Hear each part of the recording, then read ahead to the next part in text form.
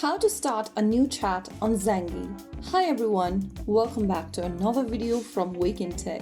If you are new to Zangi, starting a fresh conversation is quick and easy, so here's how you do it. First of all, launch or open the Zangi Messenger application on your device and make sure that you're logged into your account.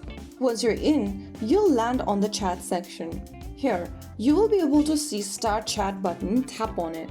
Now on the next page, go ahead and enter a Zangi number. Ask your friend to share their Zangi private number with you and type it down manually over here. After you do that, click on the plus icon and write down their name. Now click the tick mark at the top right corner and you have added the contact in your contact list.